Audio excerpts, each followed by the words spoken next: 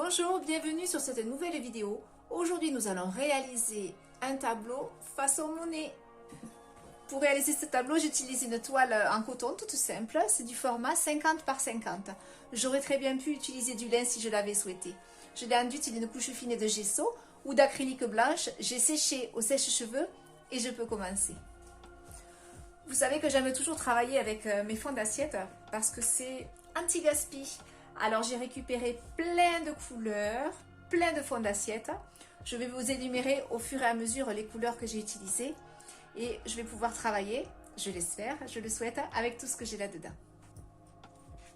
Je vais partir sur une base assez soutenue pour la partie basse de ma toile. Donc ici j'ai du vert de vessie. Le vert de vessie c'est un vert très fort, un pigment très riche, presque noir quand je l'applique. Donc je vais venir le poser par petites touches sur la partie basse.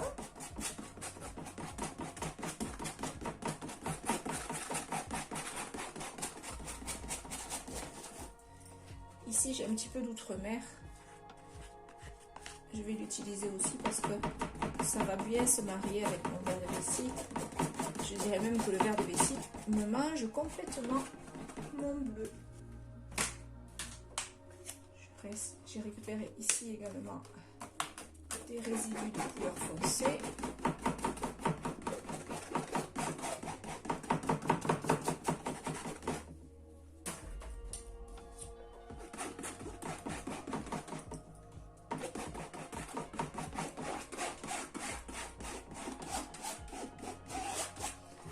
Et je vais m'appliquer aussi un petit peu dans les angles.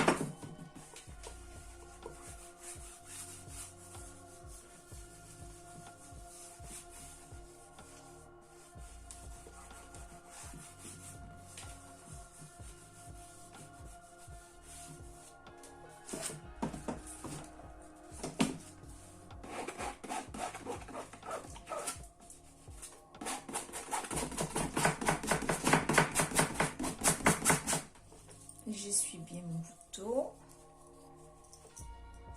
Qu'est-ce que je vois? Ici, j'ai un turquoise. Donc, c'est ou du turquoise directement sorti du tube ou un mélange de bleu phthalo, de vert émeraude phthalo et de blanc. Et je viens poser cette couleur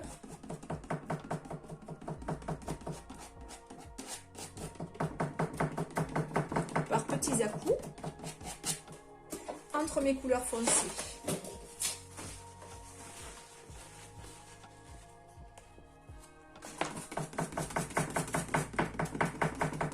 Il y avait du noir, hein. J'avais des résidus de noir, c'est pour ça que ça me grise mon turquoise. Ça ne me gêne absolument pas. J'essuie bien, non pas que ce turquoise soit complètement saturé du noir.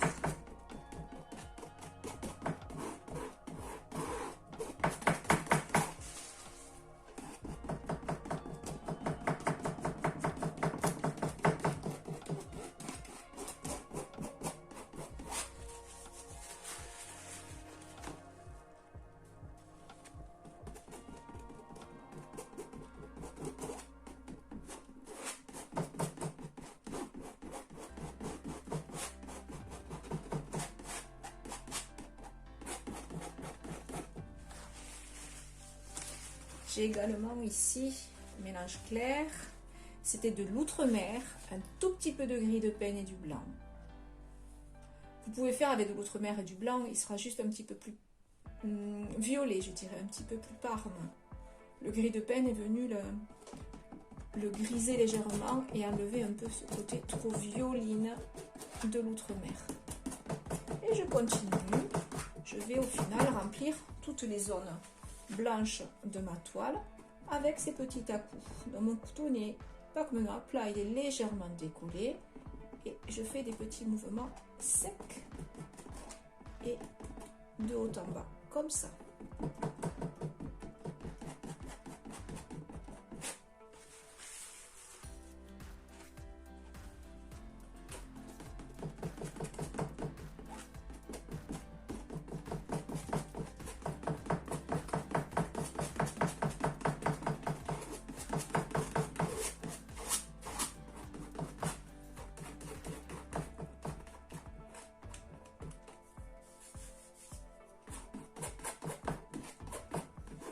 Là, je travaille sur le côté parce que je suis sur le châssis, sur le bois. C'est un peu difficile de travailler dans l'autre sens.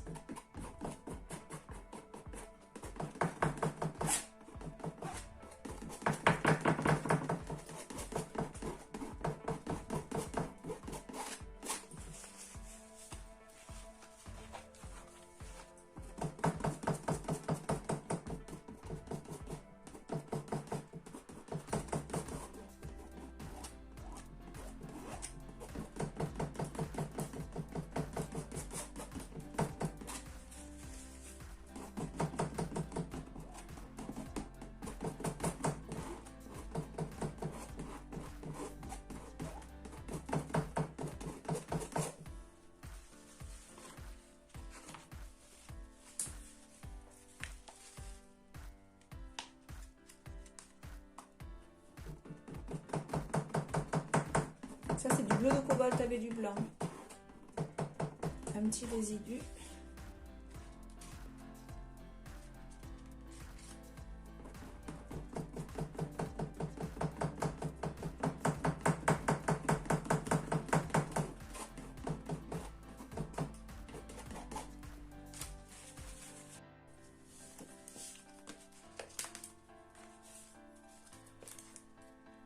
Là, c'était un petit peu de turquoise qui n'a pas été bien mélangé.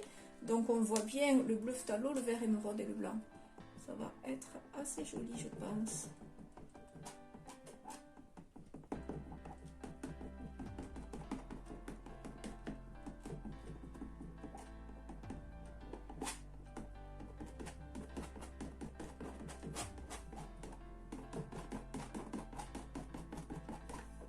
Pour le moment, c'est un peu brouillon, mais après, je viendrai éclairer avec du blanc tout ça.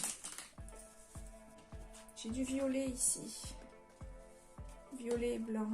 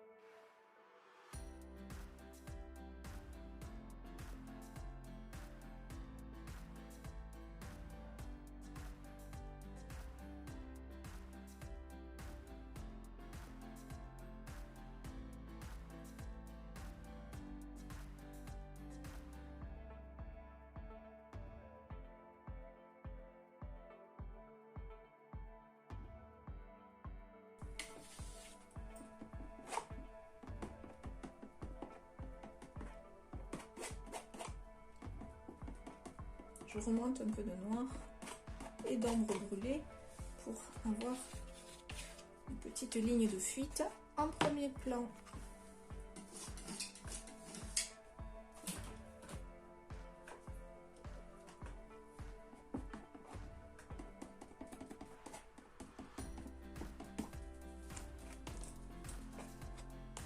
Je reprends du turquoise.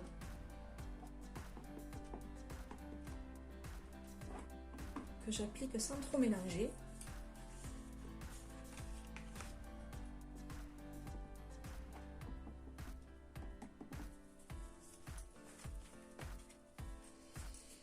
J'ai également un beau vert jaunâtre ici. Très puissant le vert jaunâtre.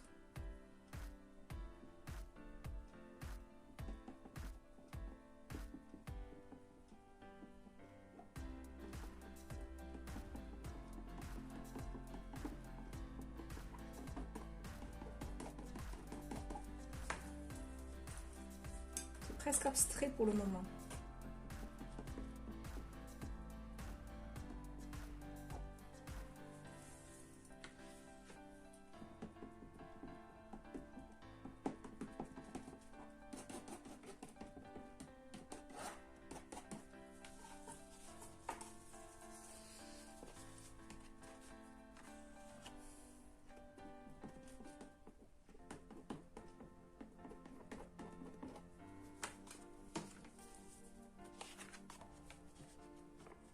Avec du blanc, je vais venir apporter de la lumière par le haut.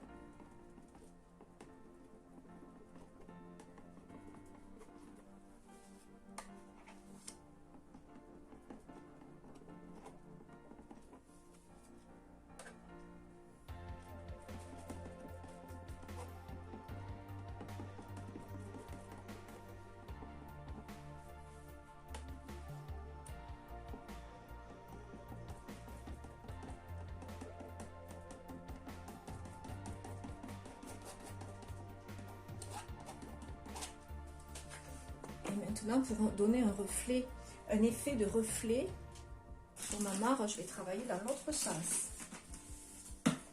Donc je vais prendre du blanc sur la pointe de mon couteau et je vais venir par petites touches glisser en effleurant sur mes couleurs qui étaient très lumineuses et qui vont légèrement s'estomper.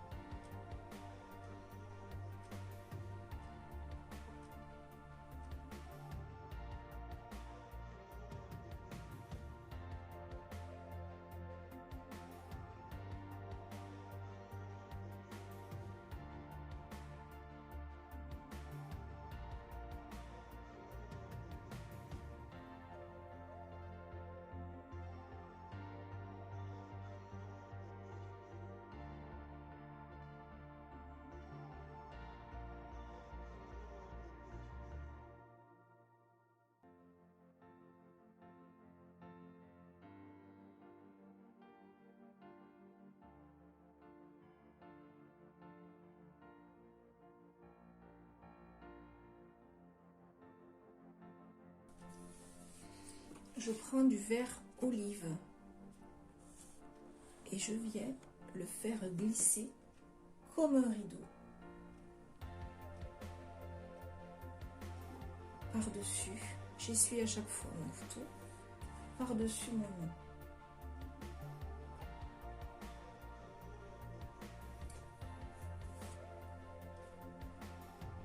Je symbolise ici les sols pleureurs qu'il y avait au-dessus de l'étang.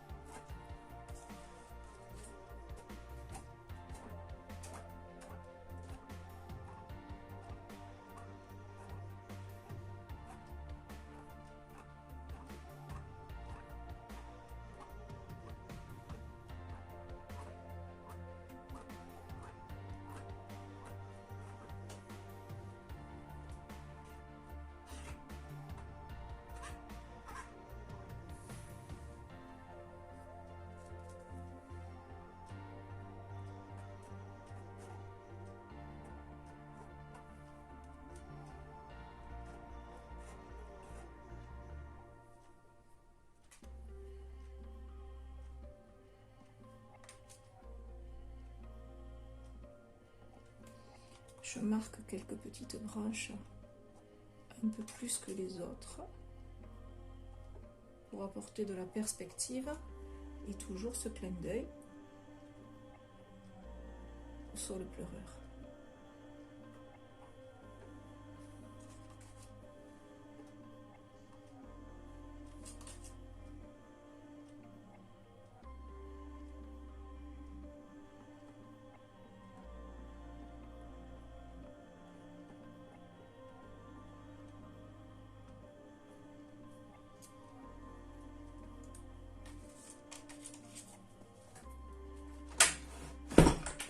Je prends du vert olive à nouveau avec un tout petit peu d'ocre jaune et de blanc, et là je viens faire comme des tapis de feuilles en effleurant sur lesquels seront posés mes nymphéas.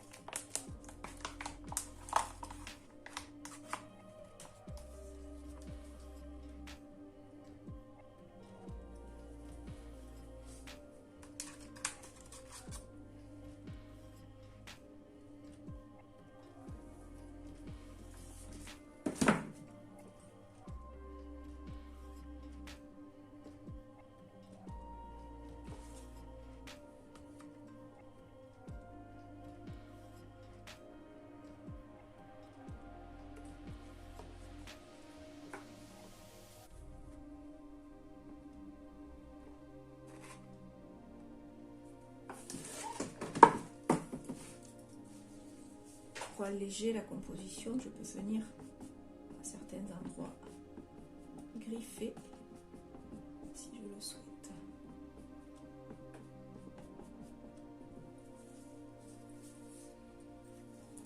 Et apporter de fines lignes blanches si besoin.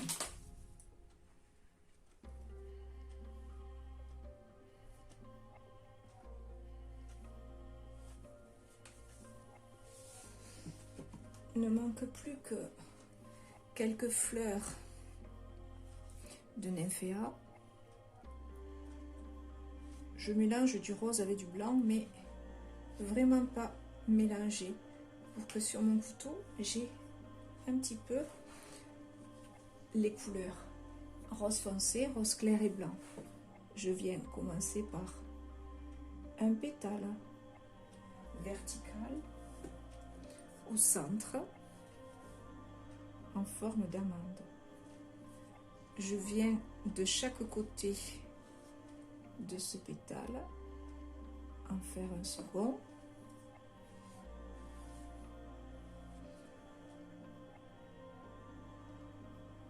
un troisième,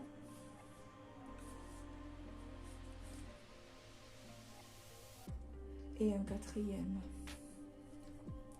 De l'autre côté, un second,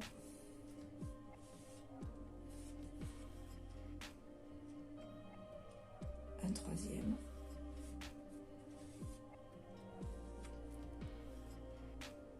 et un quatrième. Je viens ici à la base donner une impression de moustache. Donc je fais moustache à gauche, moustache à droite, et pour finir, deux pétales un petit peu plus foncés que les précédents. Ces deux pétales vont bien fermer ma fleur.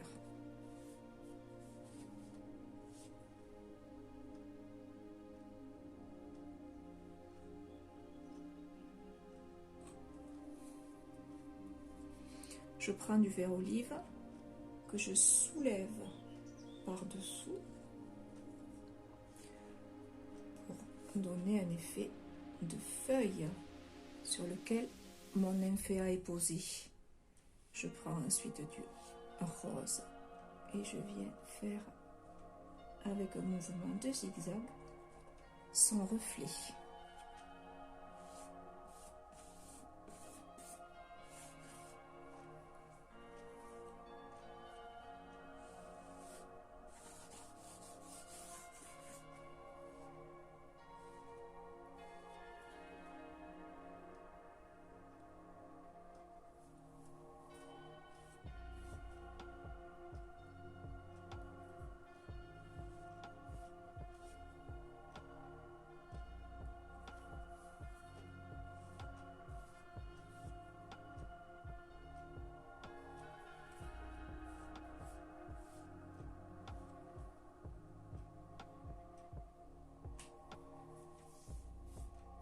plus fermé, plus clair, si je le souhaite.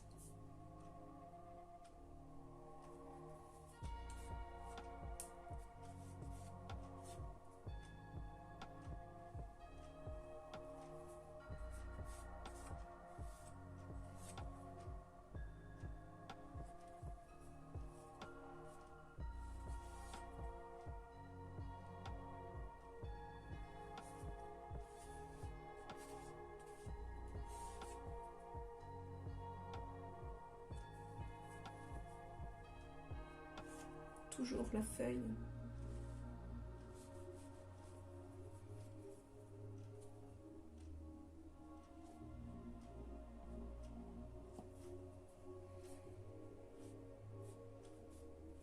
Toujours les reflets.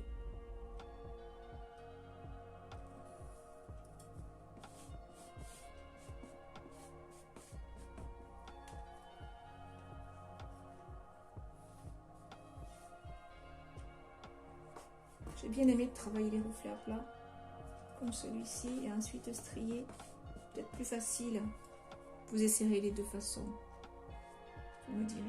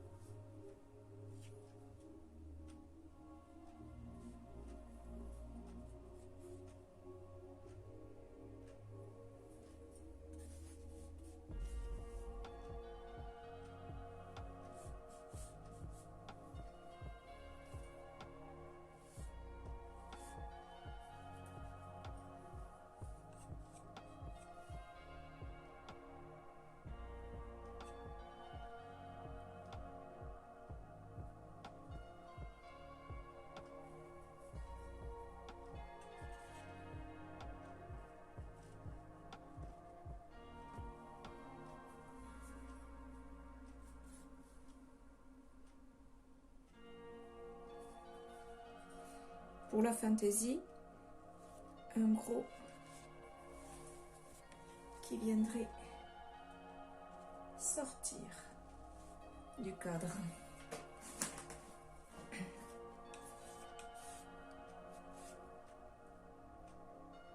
Et qui donne l'impression qu'il y a encore des fleurs sur le côté.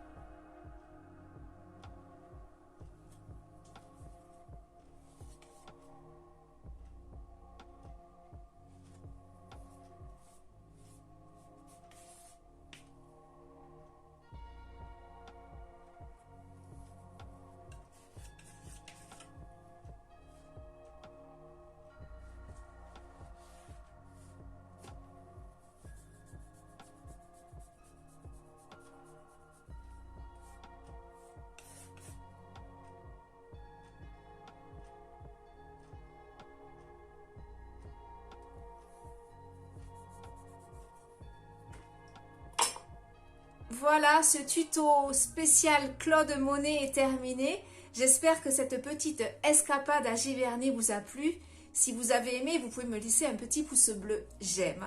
Vous pouvez me laisser un message et surtout vous pouvez vous abonner. Et en actionnant la petite cloche, vous recevrez des notifications à chaque nouvelle sortie de vidéo.